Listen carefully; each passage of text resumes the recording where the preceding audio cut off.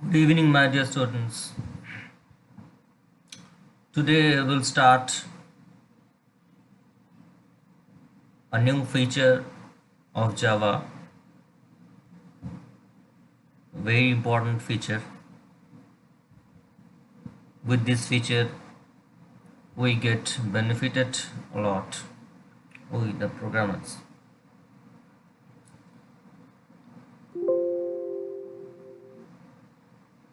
The topic is overloading,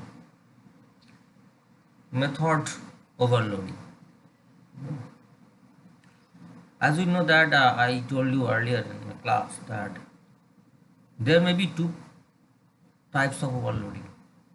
One is method overloading and another is operator overloading. But this operator overloading is not supported by Java. It is there by default. Implicitly, it is there by default in Java. C++ supports operator overloading. So, there is scope for the programmer to use operator overloading feature while writing the code. So let's start with operator overloading. So I prepared a brief notes in a very brief way. Once you just look at the note and follow my class, it will be clear for you. So overloading allows different methods to have the same name. Overloading means something which will come up with different forms. So overloading allows different methods. Here definitely we are talking about method overloading. The overloading allows different methods to have the same name. The method's name and name of the methods will be same, but the signature without the name signature will differ. Prototype will differ. Otherwise, that must be, no? Otherwise the Java interpreter will get confused. Which method to call? So it has the same name but different signature, where the signature can differ by the number of input parameters or type of input parameters or both. Means without the name, all the other attributes of a signature must differ. So overloading is related to compiler time or static polymorphism. Polymorphism is of two types. One is static, another is dynamic. Static polymorphism occurs at compile time. If any error is there, then error is generated at compile time. But dynamic or runtime polymorphism is different. That falls under overriding, method overriding, right? Okay, so let's continue with the discussion. So another form of definition I put in the note. When a class has two or more methods by the same name but different parameters at the same time of calling, based on parameters passed, respective method is called, or respective method body will be bonded with the calling line dynamically. This mechanism is known as method overloading. Don't get this sentence, don't get confused about this sentence. This is called dynamically. Actually, the binding happens dynamically, right? Obviously, which method to invoke, that definitely depends upon the list of the arguments, type of the arguments, or return type of the methods. Okay, and dynamically it will decide according to the pattern of the calling statement of the method, whether it is passing, it is get it is getting passed with two arguments or three arguments. According to that, the runtime environment of Java will decide it, right? That's why it is called dynamically, but basically it's a static polymorphism. Okay, leave it. I have put an example here, simple example, very simple example. Here I have defined two methods with same name. You can see these are two methods, but the name is same. Name is add. Here I have declared I have defined the parameters, two parameters, and here three parameters are there. The rest of the things are same. Public static void, public static. Obviously I am just printing the value of addition of these two numbers. Here I am just showing the value of addition of three numbers. How it works? Sample obj, I am creating a sample, and obj I am creating an object of a sample class, and I am just invoking the method obj.add this. Here at the runtime it will be bound, it will get a bond, it will be bonded with this method. Here obj.add 2040, two arguments are there, so definitely it will not call this one, it will bind dynamically at the time of execution with this method. It can recognize that a method is there with two arguments. Similarly, this also, it will bind the method with this method. Okay, so this is same name with different parameters. This is all about the polymorphism. Now we will go in detail. Output is this. Okay, now another same program I have taken here three methods with the same name, two variables here, these three integer variables, and here I have changed the type of the parameter also, right, with double. As you know, the double is a primitive data type of Java. Double, nibble, all these, byte. Okay, so now it will decide which method to call at runtime. How I am creating is that driver code, means which the code which drives the program. Okay, that's why I put a command driver code. Anyways, so S is an object of sum is our class. Actually we put these three methods in the sum class, right? Public class sum, we put these three methods. Okay. Public static void main, this new sum is S is an object. Now we are calling three methods separately. When this method is executed, the Java runtime environment or interpreter will bind this method, will invoke which method? Definitely the method consisting two integer variables. Here according to the value of the parameter it will decide also, right? Because here I have changed the type of the value. Okay, so exactly it will bind with the method consisting of two integer variables here.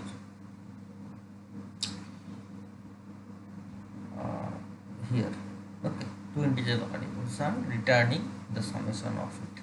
Again, these three integer values are there, so it will bind with the method consisting three integer variables and returns the summation of this. And here the double type is double, two variables of double type, so definitely it will not bind with these or with these, because this is a int, these are the all integer types. Here only these two parameters are there with double type, right? Return x1. So this is another simple example of the method overloading. Okay, let me see how many of you are online right now. Aniket, Yogesh, Shumadit, Atya, Arif, Rahul, Sweta, Hilal, Devangshu Bhattacharya. Okay, Kratus, Abhishek. Okay, how are you all? So you have to think about the exam also. By the first week of the next month, BBIT will conduct an exam. So I think you are appearing the test which I am conducting. So you don't need to worry about, right? You just keep appearing my test, then you will be able to attend 100%. So don't need to take any headache. Okay, fine. Okay, so let's continue with the discussion. Now I have put some questions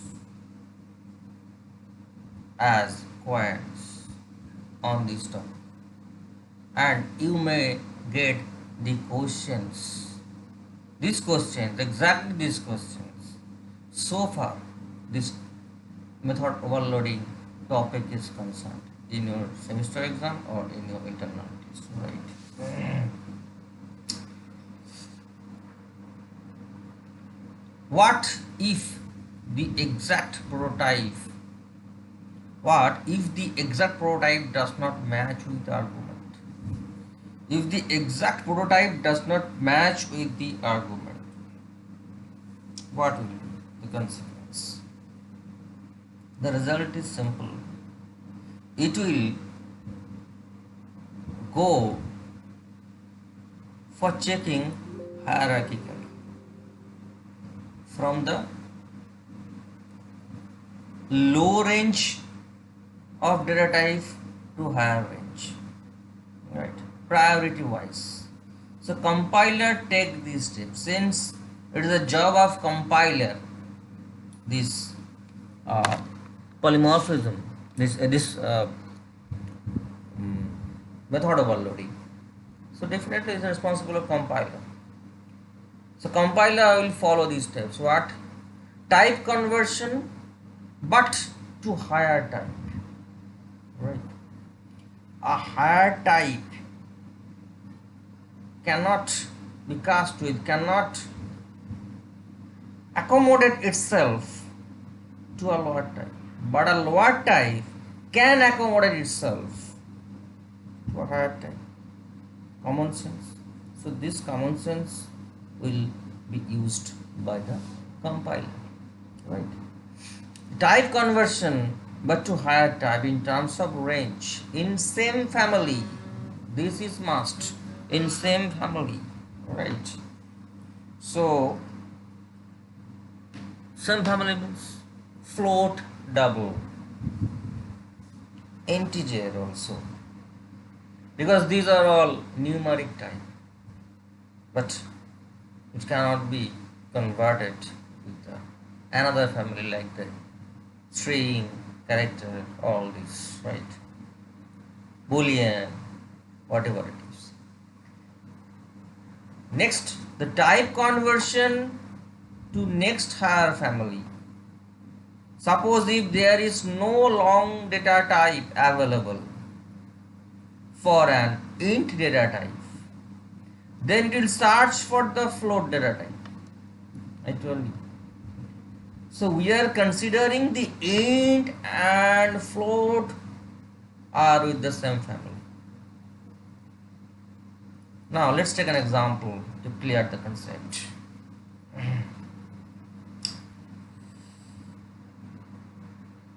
Public study, I have taken 3 methods with the same name. So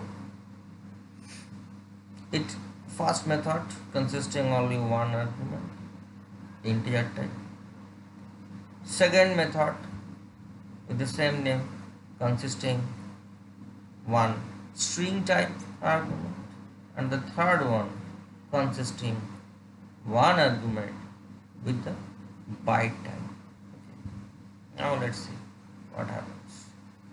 Byte A 25. As you know that byte is smaller than int. Int is a greater data type than byte. So byte A is 25 assigned. Now demo obj new I am creating an obj of this demo class. We have given the name of the class as demo. So obj dot show, I am just invoking the method show A. So it will go to byte argument because the type of the variable I have defined here as byte. So it will go for the byte. Let's see whether that byte, is there any argument with byte type or not? Yeah, it's a byte type. So it will print the value byte argument. Now I am calling with hello a string. Okay. So let's see whether string is there or not. Yeah, string is there. So it will invoke this method. The next see obj.show with an integer variable. Let's see integer. Yeah, there's a method with integer argument. So it will invoke this method. Now let's see obj.c, if I call it, what will happen? Will I get compilation error? No. It is a character since char is not available with any method.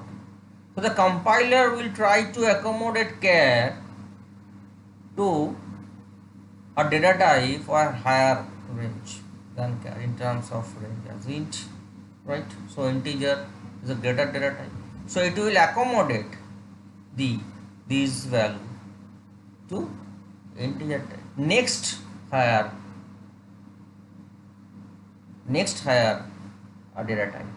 Okay. It will just accommodate to its next higher data type. So after char, then if we go on an ascending order according to the size, byte, char, int, float, double, this way we will go now according to the priority and according to the ascending order of its size. So this one, so okay, range is int. Obj.show a string is available. Obj.show 7.5, since float data type is not available, right? Float data type is not available. Let's see, float is not available, integer available, string is available, byte is available, float is not available. So what will happen? What will happen? Float cannot be accommodated with integer, cannot be accommodated with string, cannot be accommodated with byte. So what will happen? What will happen? Will be an error. So this is not allowed. This is not allowed. Float is not allowed. Up to this is allowed. Good. Okay, got it. Are you enjoying the class? Are you enjoying the class? If not, then I will think that you are not getting anything, you can put your comment in chat box. Okay, I have embedded the chat box with the video, you can see, right? Hmm? Please respond, please respond. Yes sir, yes sir, yes sir. Okay, fine. No, next. Yes sir, clear. Okay, fine, sorry. What is advantage? I am discussing with the questions also, not only the code, not only the theory, and the questions, probable questions you will get in at the time of campus interview or at the time in your exam also. So it will be clear totally. Okay. What is the advantage of method of already? What does your common sense say?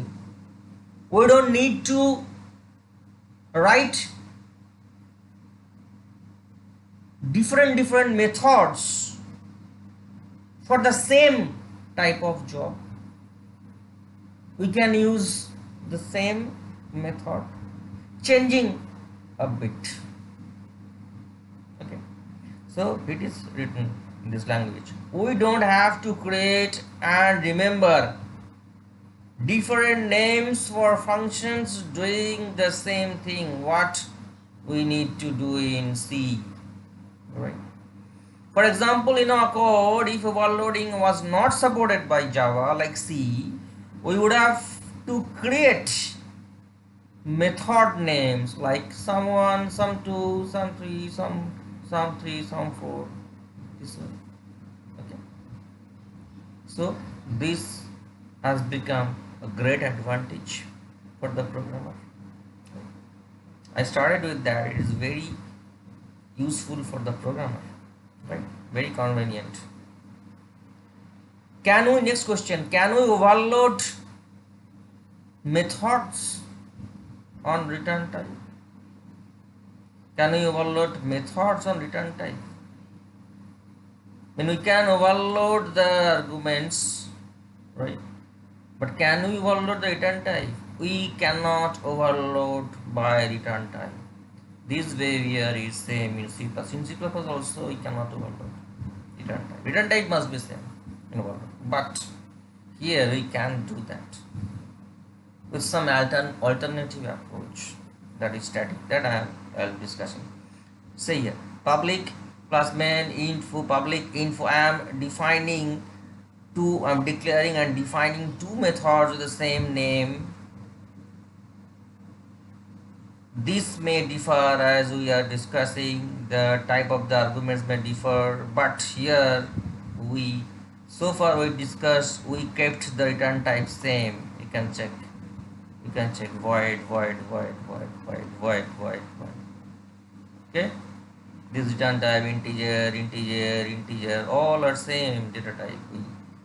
For the return we kept same, but here we are in a code, we are going to check if we differ the return type also, then what will happen? Does Java support it? Here int and char. Now we are calling. So since it is a Java compiler, compile time you will get error. Compile time you will get error. So what error will get? Compiler error. Oh, this function is already defined. So once you define, you cannot redefine again with differentiating the return type of it. You can define so many methods the same name with different argument, number of arguments, and changing its type also, but you cannot differ, you cannot put different types as arguments as return type. Okay, now we will do it using some alternative method. However, overloading methods on return type are possible. This is a very common question in campus interview. So everyone will know about this now. If we don't go in detail, everyone will answer, no, it's not possible. Return type must be same. In most of the books you will see and definitely it is also mentioned what is the specialty or what is the exception. So you have to keep in mind overloading of return time is possible, not in general, but with this way. If we make all the methods static, then overloading of return type is also possible. Got it? Public static and foo same. We have changed these. Leave it. We have discussed. We are changing int char void return type, but we have made it static. Now you will get no error. You will get the desired output, right? So if we make return type static, then overloading is possible. Those are the answer, right? Java program to demonstrate working of a method. All this what I did, I put a complete program. I make it a complete one, right? Same thing in char public. Here overloading in int char, but I didn't make it static. Okay. Public int a, public char return a, class A, public static void main, a new object, system dot out dot print a foo1 and foo12 dot return type, overloading in method return type. Just a minute, let me check one thing. Fine. Static. Yeah, I made it static now. Here I made it static and class main and in just a minute. Here I put all these in a different class main. Okay. And here also a class A and class main static void main system. Actually I think this must be static. Okay, this must be a static one. This definition of method public static is this to right. Okay, this must be static. Okay, can we overload static method? Can we overload the same question we are asking again? J the value of here. Here the question was, can we overload the return type of the method? Here with the static keyword, here the same question, can we overload static method? Yes, the answer is yes. We can have two or more static methods with same name, but difference in input parameters. Input parameter must be different, okay, in all cases. For whenever we will be going to overload the static method, the input means the parameter type must differ. For example, consider the following. This one, again this public static, this test dot. Same thing, same concept we are applying here. Okay. So these must be different. Here nothing was there. This for this integer and this for argument. This is integer, right?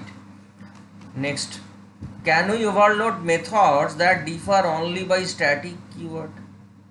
Can we overload methods that differ only by static keyword? We cannot overload two methods in Java if they differ only by static keyword. The same question are asked in different style.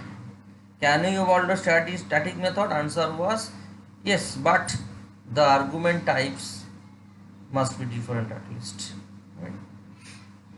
Now here the same question are asked in different style.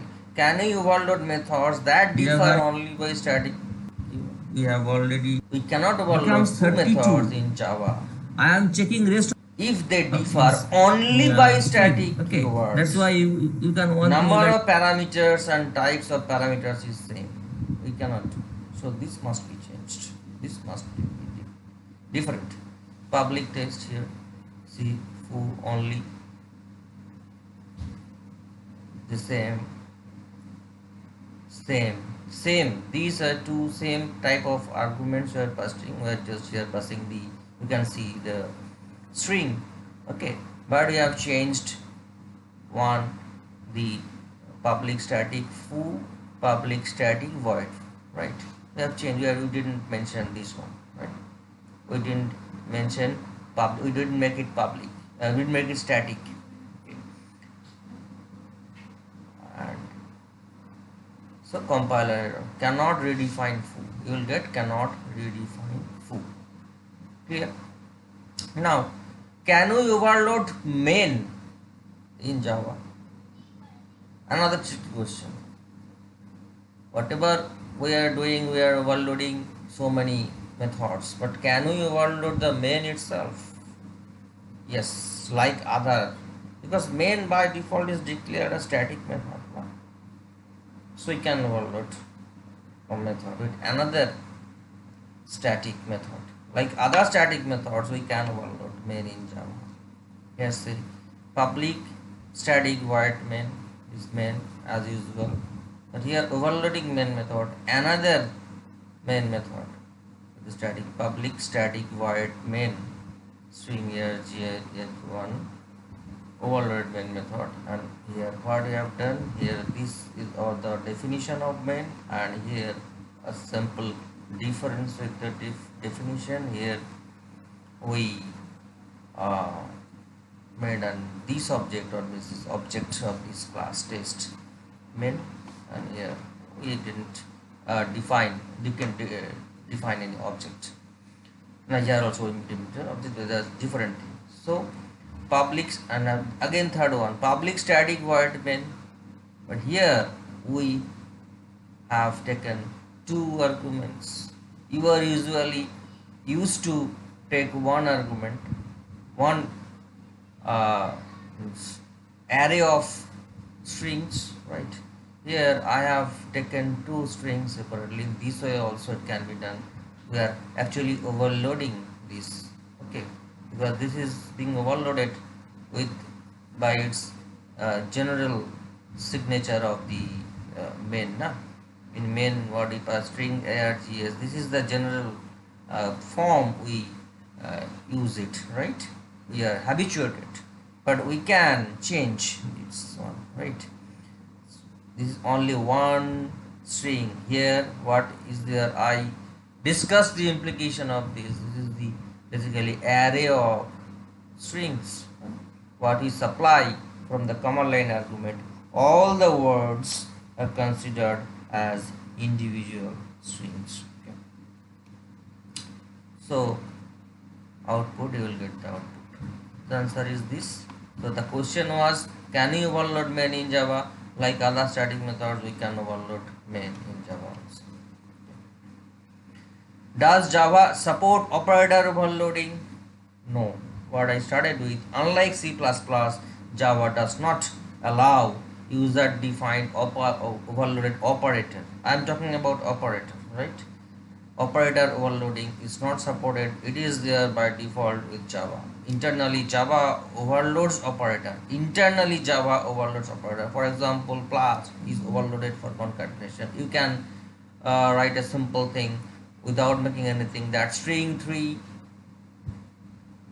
is equal to string 1 plus, with this plus string 2. So string 1 will be concatenated with string 2, and the result will be stored in string 3, right? But in C++, we are supposed to overload these explicitly, because the arithmetic, the addition arithmetic is not possible in string if you don't define the method in such a way. Okay, now what is the difference between overloading and overriding? This is very important question. At last, most of the teachers prefer to ask this one. What is the, or you can get questions several times in your semester exam. What is difference between overloading and overriding? Overloading is about same function have different signature. See, same function of different signature. Void this one, void. Here overriding is about same function but same signature but different classes. So overloading happens in with a different function, and overriding happens same signature but different classes. So overriding, whenever that overriding concept is there, there must be the concept of inheritance, base class and derived class.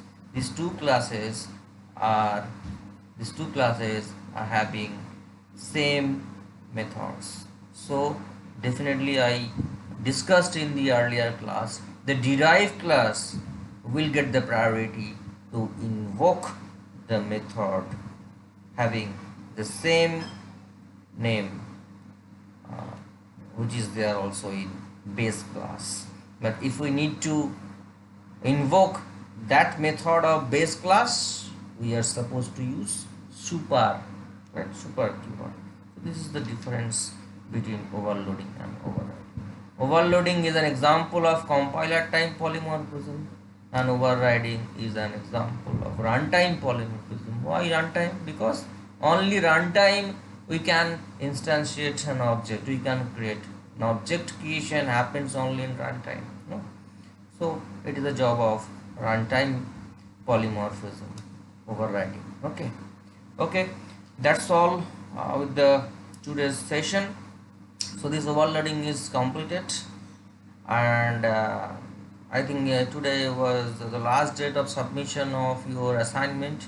You must submit it, otherwise means by Sunday your marks, the CA3 marks must be uploaded. So unless I get the assignment from you, it will not be possible for me to put any marks for the students, for the absentees. So you must submit the assignments by today, by 12 at most. And as I told you that you don't need to write all the questions. Number one, you only write the short questions on the basis of the topics which I mentioned, means the topics which I discussed. You have to find out the questions on those topics. So those questions only you have to solve. Okay, and don't go for solving the MCQ. We will discuss the MCQ once the entire syllabus will be over. You can submit the assignment in two forms. If it is handwritten, then just make a scan copy it and put it in a PDF file, and you send the PDF file. Or if it is doc type, so fine, and you can also send a PDF, but doc file, try to attach the doc file also for that, because I will give a scope to edit, means to make correction. Okay, and for you, and that's all. Nothing else, nothing important to inform you. And as usual, I told you, in every week I will take an exam, online exam.